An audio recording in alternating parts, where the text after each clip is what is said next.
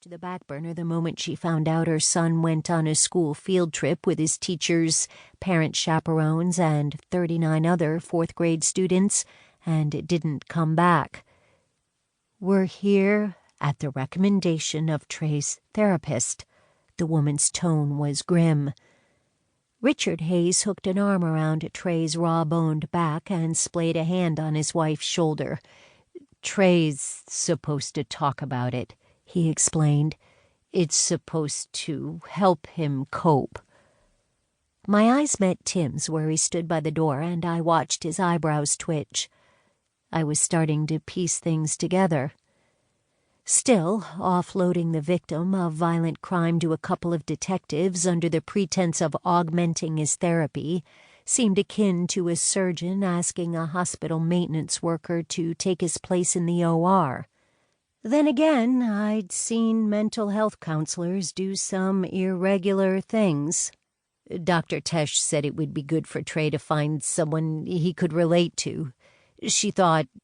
Richard's gaze hitched itself to the scar that had been carved into the side of my own face. The eternal wound that looked just like his son's. He didn't finish his sentence. There was no need. "Okay." The word came out gruffer than I intended. "If it's all right with you," I said to Trey, "I'd like to ask a few questions. About the man who took you." Trey's head snapped up. He had both hands wrapped around this steaming paper cup, and they started to tremble. His mother leaned toward him and gave me a look that could have cut glass, but it was too late. Trey's shaky hands upended the cup, sending a pool of scalding brown liquid across the tabletop. Chair legs screeched as Trey's parents jumped to their feet, pulling their son up with them.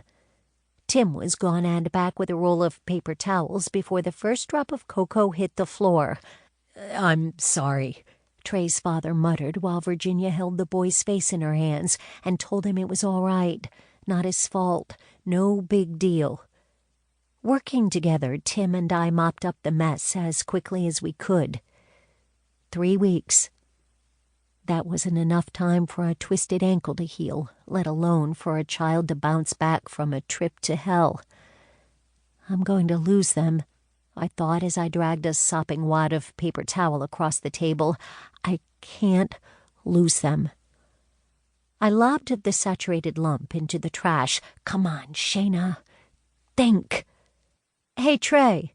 I gestured for the family to take their seats once more while Tim called down the hall for a replacement cocoa. "Have you ever played Never Have I Ever?" The game had been a favorite of mine as a kid, from grade school all the way until junior high. I wasn't sure if it was still in fashion, if Trey would even have a clue what I was talking about, but he did something with his head that I took as affirmation, so I folded my hands on the sticky table and leaned toward him with a smile.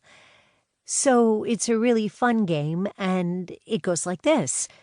I say, 'Never have I ever,' about something I haven't done, and you tell me if you have done it. If you've done it, then you win. It's easy. Should we try?" A nod. "Here we go," I said. "Never have I ever eaten worms." Trey's eyes widened and a smile tugged at his lips. He looked up at his mother, whose expression was already softening. "Do gummy worms count?"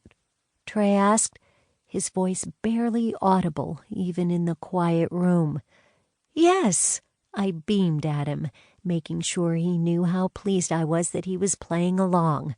"That means you win the round, and then you get to ask the question. Sound good?" Trey nodded again. He was in.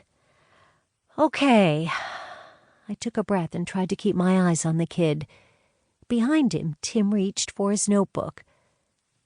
"The first question I want to ask isn't actually about you. It's about that man." Trey stiffened and his dark eyes grew wary, but he didn't shrink away from me. "When you answer," I told him, "say what he would say if he was playing. Get it?" Virginia